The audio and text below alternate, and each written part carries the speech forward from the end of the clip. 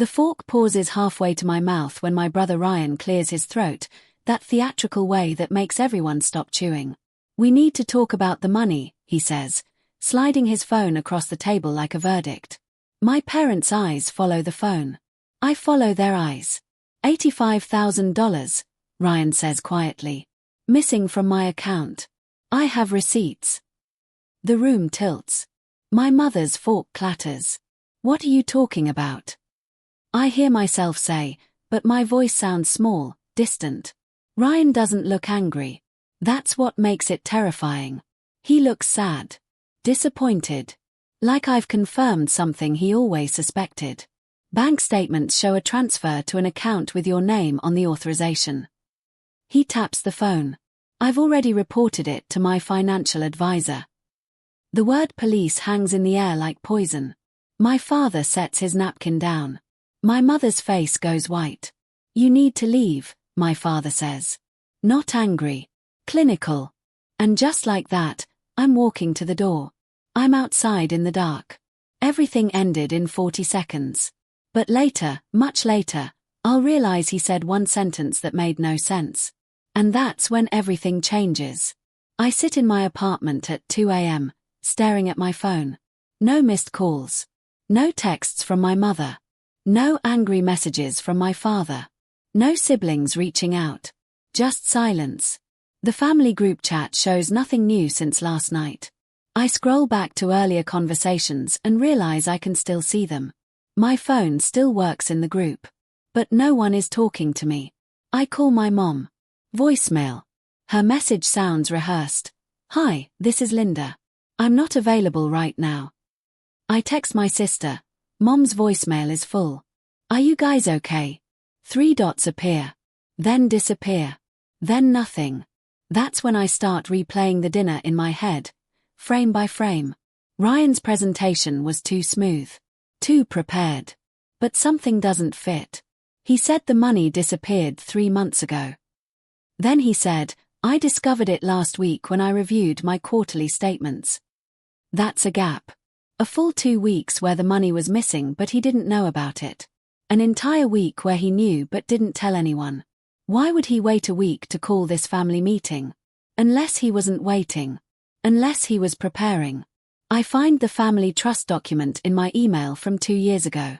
My grandfather set it up before he died. The trust requires quarterly distributions.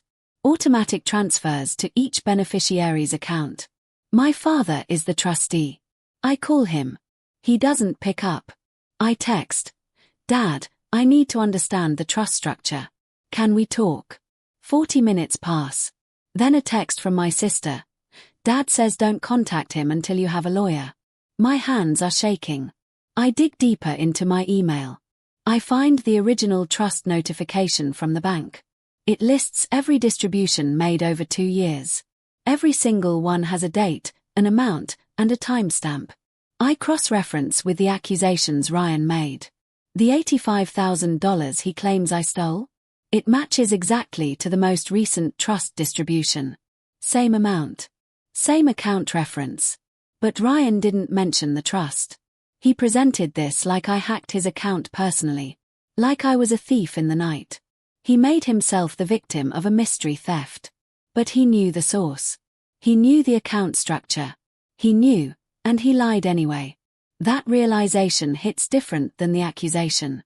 This wasn't a mistake. This was deliberate. I close my eyes and rewind to the dinner. My mother's reaction. She didn't ask questions. She didn't demand clarity. She just accepted it. Within seconds, her face shifted from confused to ashamed of me. My father didn't defend me.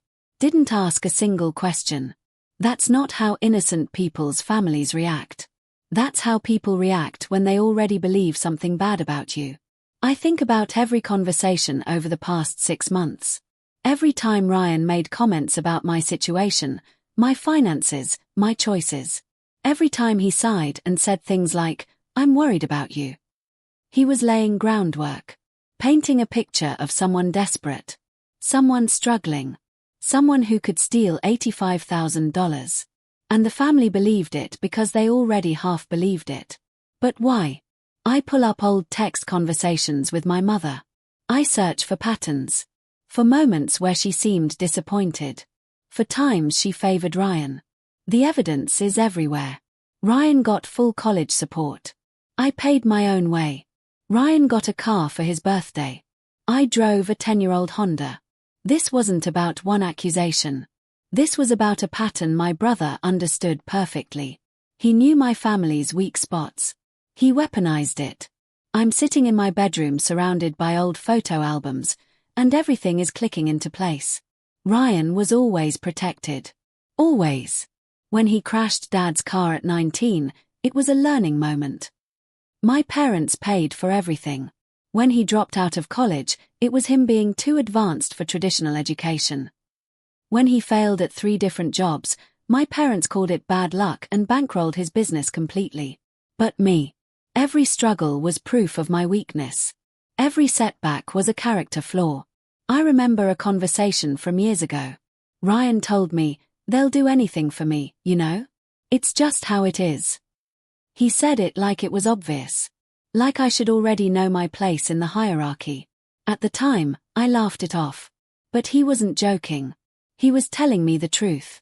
He was telling me that in this family, he wins and I lose. That's the arrangement. And when he needed to win badly enough, he knew exactly how to make me lose. I dig through emails from the trust company going back 4 years. Then I find something odd. A letter from my grandfather's lawyer mentions contingencies for Ryan's education and ongoing support, pending family circumstances. My grandfather understood something about Ryan. Something that required ongoing financial support. Something that made him prioritize Ryan's security in the trust. My grandfather wasn't writing about theft. He was writing about someone who needed a safety net. Someone with a pattern of crisis. Someone the family had been quietly managing for decades. But here's what kills me. My grandfather left money for Ryan specifically because he knew Ryan was unreliable. The trust was an insurance policy against Ryan destroying himself. And Ryan used that insurance policy as a weapon against me. He took his own safety net and turned it into a noose around my neck. I run into Aunt Margaret at the grocery store 3 weeks after the dinner. She sees me, freezes, then approaches anyway. "Hi honey," she says carefully, like I might break. "Hi," I say. She glances around, then lowers her voice. "I wanted to reach out, but your mother said it was complicated. Ryan mentioned something about an account at a family lunch, but the timeline didn't make sense. He said the money was gone for a month before he noticed." My heart stops. "He told you about this before the dinner with our parents?" "About 2 weeks before. He seemed very upset. But then he said he was going to handle it privately. That he didn't want to involve everyone yet." "Did he say what he was going to do?" "He said he was going to talk to your father. But then he suddenly wanted to do a big family meeting instead." I feel something click in my chest. He changed his strategy mid-process. Something made him escalate. "Margaret, did he seem angry at me specifically? Before the meeting?" She hesitates. "No. That's what was strange.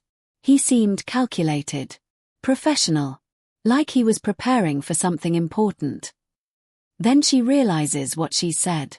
Her face goes pale. "Don't tell them I said anything," she whispers, and she walks away. But it's too late. She's already given me the most important piece. Ryan was planning this. Preparing it. I stop trying to convince anyone. Stop texting. Stop calling. Stop explaining. Instead, I start documenting everything. Every email Ryan ever sent me. Every family group chat message. Every financial statement. Every calendar entry that proves where I was and when. I create a spreadsheet with dates in one column, events in another. The day the money was distributed. The day Ryan claimed it was stolen. The day he told Aunt Margaret. The day of the dinner. The gaps appear like missing teeth. I download my phone records. I screenshot my location history from 3 months ago. I print my credit card statements. I organize it all in a folder labeled Timeline. My family doesn't need me to be right yet. They just need me to be quiet. Ryan is comfortable now. He's won the immediate battle. My parents have chosen him. He won't see me coming because I'm not coming. Not yet. I go to work. I smile. I do my job. I act normal. At night, I keep building the case. Because there's something my brother doesn't understand about silence. Silence isn't defeat. Silence is preparation. I'm scrolling through old text conversations with Ryan looking for anything useful, and I find it buried 3 months back. A message from Ryan to me, dated exactly 1 week before the family dinner. Hey, I'm stressed about some financial stuff. Thinking about doing a family meeting to get clarity on the trust. Might talk to you about it first. Sorry for the drama. He sent me that message. To me. The person he was about to accuse of theft. I read it 5 times. He was giving me a warning. Or worse, he was creating a false trail of normalcy. Establishing himself as transparent. As willing to communicate. But then something changed. Between that message and the dinner, his entire approach shifted. He went from talking to me first to presenting accusations in front of everyone with printed bank statements and zero discussion. That means something happened in that week. Something that made him change tactics completely. I searched my sent messages to him from that same week. I was worried about something else entirely. I texted him asking for advice. He never responded. So within a week, he went from texting me about financial stress to completely cutting me off. That's not panic. That's someone finalizing a decision. Someone committing to a lie so completely that they can't even pretend to be my friend anymore. I save that message to a separate folder. It proves premeditation. It proves calculation. My sister Lauren finally responds to a text 3 weeks after the dinner. Can we grab coffee? We meet at a quiet cafe. She looks exhausted. Dark circles. She's lost weight. I want to help, she says immediately. But I can't do it publicly. Mom and Dad said if I reach out to you, I'm choosing sides. There are no sides, I say. There's truth and lies. Lauren winces. Dad held a meeting. Without you. He said Ryan needed family support. He said you'd always been struggling financially. That Ryan was trying to protect the family by bringing this to light. My father said that. My father, who never once asked me directly if the accusation was true. Did anyone question it? I ask. I did. I asked why Ryan didn't just call the police. And Dad said Ryan wanted to handle it with compassion. That's when I understand. Ryan created a narrative where the accusation itself was an act of mercy. Lauren, what did Ryan say exactly? Word for word. She pulls out her phone and reads from her notes. He said the money was transferred and authorized from his account. He said it happened 3 months ago but he didn't notice until last week. He said he didn't notice for 3 months, I repeat. Yes. But that's impossible. You can't miss a transfer that large. Lauren's eyes widen. Oh my God.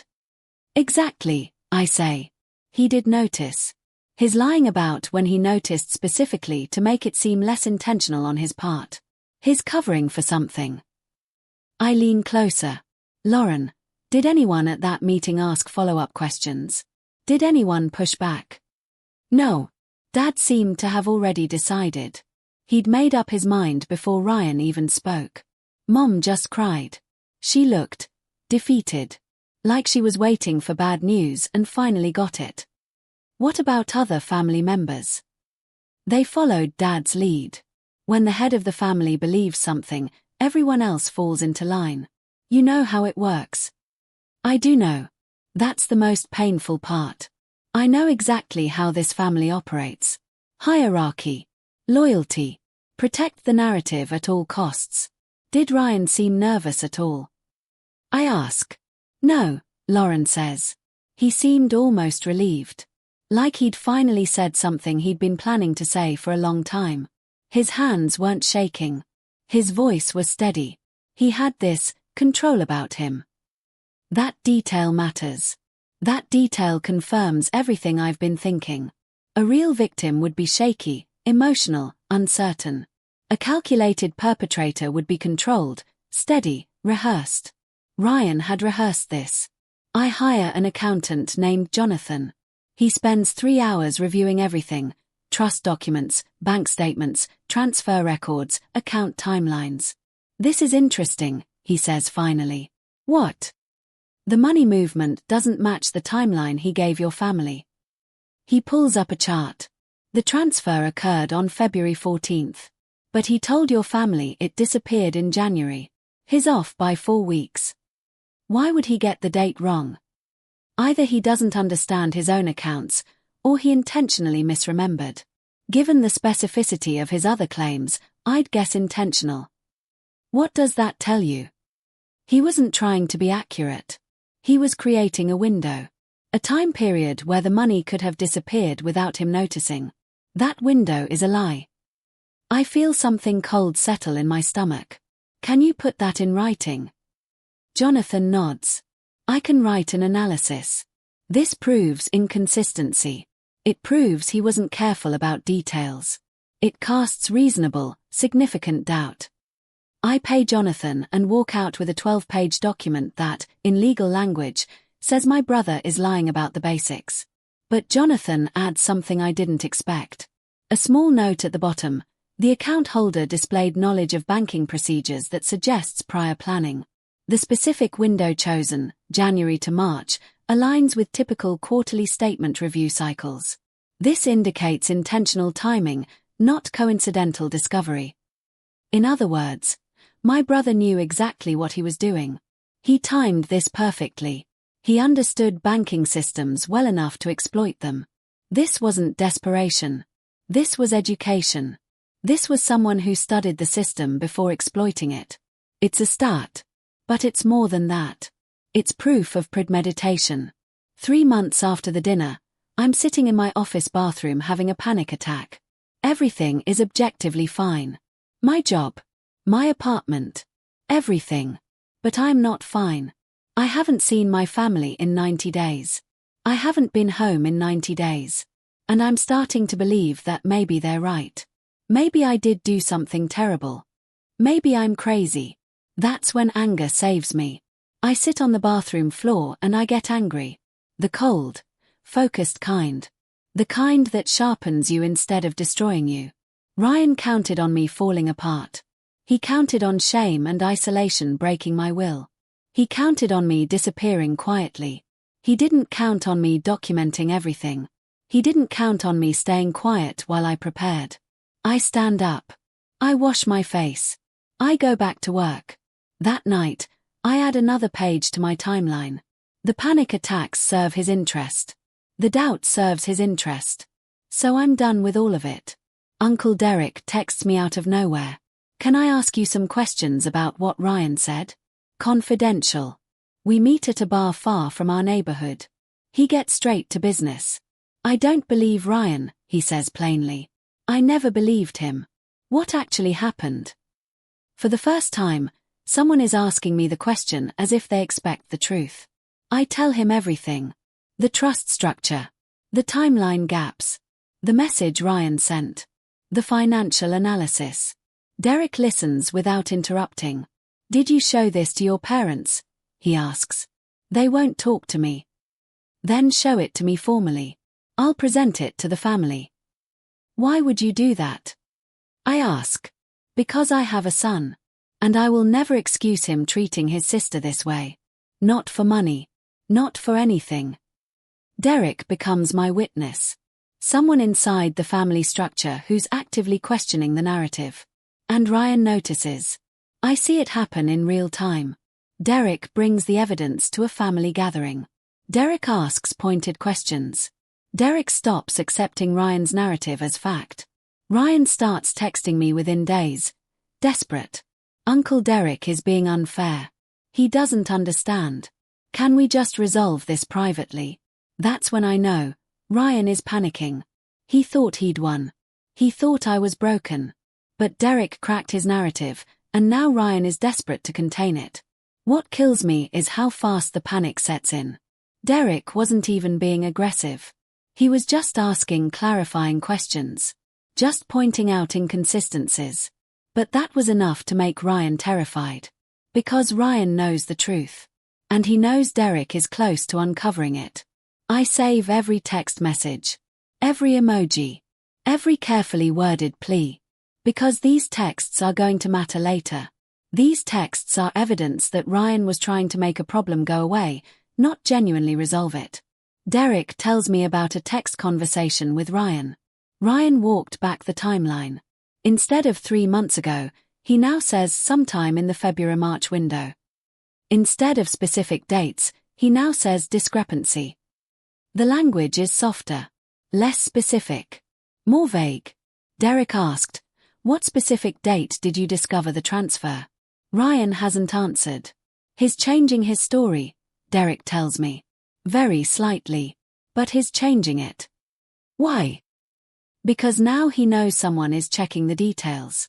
So he's making it vaguer so there's less to fact-check. I add this to the timeline. I note the exact wording changes. A competent liar would have kept the story identical. But Ryan made the mistake of being too confident. He built a detailed narrative, and now that someone is questioning the details, he's panicking. Every revision is an admission that the original story was false. He's destroying himself one text at a time. I finally pull my phone location history and cross-reference it with the dates Ryan claimed the money was transferred. February 14th. That's when the transfer happened according to the bank. February 14th, I was in San Francisco. At a conference. For work. There are photos. There are hotel receipts. There are building access logs. I was 500 miles away from my computer, my phone, my access to Ryan's accounts. It's impossible. Literally impossible for me to have made that transfer. I bring this to Jonathan. This proves, definitively, that you couldn't have made the transfer, he says. Not physically. Not technically. Not in any way. Can you write that down officially? Jonathan reviews the documentation. I already did. It's in the analysis I gave you 3 months ago. I read back through it. He's right. I missed it because I was reading for general inconsistencies. But Jonathan caught it. The account holder was physically located in San Francisco on the date of transfer, eliminating any possibility of personal account access. One sentence. One sentence that proves my innocence beyond any doubt. I print that page and highlight it in yellow. This is it. This is the moment everything shifts. Because now I don't just have inconsistencies. I have proof. Hard, mathematical, irrefutable proof that I could not have committed this crime. It doesn't matter what Ryan says anymore. It doesn't matter what my parents believe. It doesn't matter what the family accepts as true. The facts don't care about narratives. The facts are the facts. And the facts say, she was in another state. She could not have done this. That means someone else did. My mother calls me. First time in 4 months. We need to talk, she says. Can you come home? I go to the house.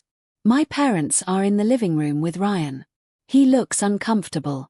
We'd like to resolve this, my father says. My mother slides a document across the table. We found this while cleaning Ryan's room. It's a bank authorization form. For the transfer. With my signature on it. Except it's not my signature. I know what my signature looks like. This one is close, but wrong. The flourish at the end is different. It's copied. That's not my signature, I say. It's forged, I say. Ryan stands up. I didn't forge anything. That came from the bank. The bank didn't create your authorization form, I say. You did. And you did it badly. I take a photo and send it to Jonathan immediately. I need a handwriting analysis. Urgently. Jonathan calls back 40 minutes later. It's a copy, he says. A very good copy of your real signature, but a copy nonetheless. The pressure points are all wrong. The ink consistency is off. Can you swear to that in a legal document? I already am. I look at my brother. You forged my signature and submitted it to transfer money from your own account. That's fraud. That's identity theft. That's multiple federal crimes. Ryan's face goes white. I want you all out of my house, he says, storming out. But before he leaves, I see something in his face that I'll never forget. It's not anger. It's not denial. It's pure, cold fear. He finally understands that I've been documenting everything. He finally understands that I'm not broken. I'm building a case. My father finally looks at me with something other than disappointment. He looks afraid. And I realize something in that moment. My father already suspects the truth. He's been suspecting it. He just didn't want to believe it. It's easier to believe in my daughter's crime than to admit his son is a criminal. 3 days after the meeting, Melissa calls. She says she works in Ryan's office. Your brother asked me to help him with something about a year ago, she says quietly. He wanted me to walk through creating authorization documents. How to make them look authentic. How to copy signatures. My heart is pounding. He said it was for understanding security vulnerabilities. I did it because he was my manager. But I heard what happened to you. Do you have documentation? I ask. Email. He asked me to send him examples and my notes. She shows me her email. From 13 months ago. A clear record of Ryan researching how to forge signatures. 13 months before the accusation. Why are you telling me this? I ask. Because I have a sister. And your brother asked me to do something that helped him destroy you. She leaves the printed emails with me. I sit alone, holding proof that Ryan was planning this fraud over a year in advance. Ryan texts my father. I've decided to drop the accusation. She's my sister. Family matters more. My father texts me a screenshot. Just the text. No comment. That's all I need. But then Ryan tells my mother that he forgives me. He says he wants the family to heal. His performing redemption. His casting himself as the bigger person. His being magnanimous about a crime that never happened. My mother is grateful. My father sees what I see. He watches his son perform morality, and he sees the strings. Ryan calls me. Actually calls, not texts. Hey, he says, and his voice is carefully casual. I know things have been weird. I wanted to talk. For real. Okay, I say, and I immediately open my voice recording app. I've been thinking about what happened, he says. I think you were really struggling financially. I think maybe you were desperate. And I think I overreacted.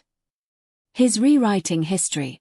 Making it sound like I did it, but his choosing to understand why. Ryan, you forged my signature, I say quietly. There's a pause. That's not what happened, he says, but his voice is unsure. It is.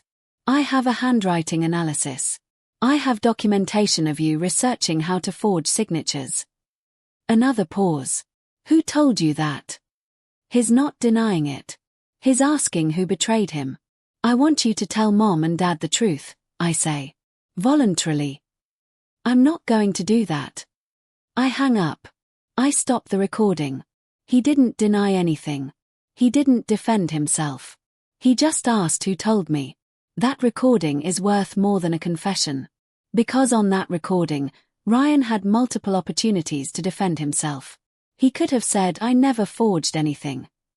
He could have said that's not true. He could have outright denied it. Instead, he asked who told me, which means he's not worried about the accusation being false. He's worried about who's talking. He's worried about who else knows. That panic in his voice, that hesitation, that immediate pivot to who betrayed me, it's all evidence of consciousness of guilt. A lawyer will recognize it. A judge will understand it. He sounded like a criminal trying to contain a problem, not an innocent man defending his reputation. That recording is going to matter later. That recording is going to matter a lot. Derek calls an emergency family meeting. Without Ryan. My parents, my sister, Derek, and 2 other aunts. No Ryan. Derek presents everything. Melissa's emails. The handwriting analysis. My location data. The inconsistencies. It takes 3 hours. When he's done, my mother is crying. My father is silent. Processing. My sister looks sick. Why didn't you come to us? My mother asks me. I did. You didn't listen. We should have. Yes, I say. You should have. There's no comfort in being right. Just the fact of being right, and the family damage it causes. My father finally speaks. What do you want to happen? I want my name back, I say. And I want him to face consequences. My father nods. Then that's what will happen, he says. I finally understand why. Ryan's business is failing. His financial advisor told him 6 months ago. I find an email draft he never sent to our father, asking for a bailout of $100,000. He never sent it. Instead, he created a plan. If he could prove I committed fraud, the trust would be frozen. My distributions would stop. That money would go back into the trust fund, and he could access it.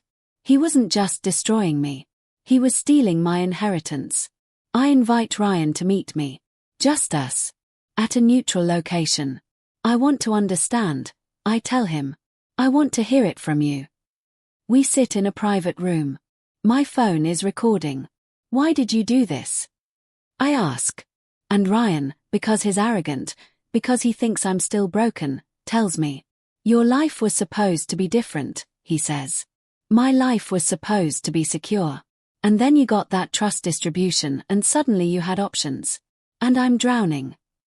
So you decided to take it from me. I decided you didn't deserve it. There it is. The truth. I'm calling the police, I tell him. And I'm pressing charges. I give everything to the police in an organized folder. Detective Ramirez reviews it methodically. The handwriting analysis. The emails about signature forgery. The bank records. The timeline. The location data. The recorded conversation. This is solid, she says after 2 weeks. We can move forward with charges. Fraud, identity theft, wire fraud. Ryan is arrested on a Friday. His lawyer immediately starts negotiating a plea deal. Ryan agrees to plead guilty to 3 counts of fraud. At the plea hearing, he stands and admits he forged my signature. He admits he falsely accused me in front of my family. The judge looks at him with disgust. You committed these crimes against your own sister. You attempted to destroy her reputation and isolate her from her family. That's cruelty. Ryan is sentenced to 18 months in federal prison and ordered to make full restitution. As he's led out, he looks at me for the first time. And I see it. He finally understands that I won. Not through rage, but through preparation, documentation, and patience. I destroyed him using the truth. 6 months later, my phone rings. It's my father. I wanted to apologize, he says. For not believing you. For choosing him immediately. I know, I say. I failed you as a father. You did, I agree. But you corrected it. That matters. My mother reaches out separately. My sister takes me to dinner. The family is permanently changed. Ryan is gone from the family structure. Not just physically, but from everything. And me. I'm not broken anymore. I'm clear. I know who I can trust. I know what I'm capable of. I know that patience and evidence are more powerful than rage. I have my name back. I have my inheritance. I have my freedom. And I have the quiet knowledge that I was alone in the dark, and I came out the other side. Not broken. Not victorious in the way I imagined. Just alive. Just clear. Just mine again. That's enough.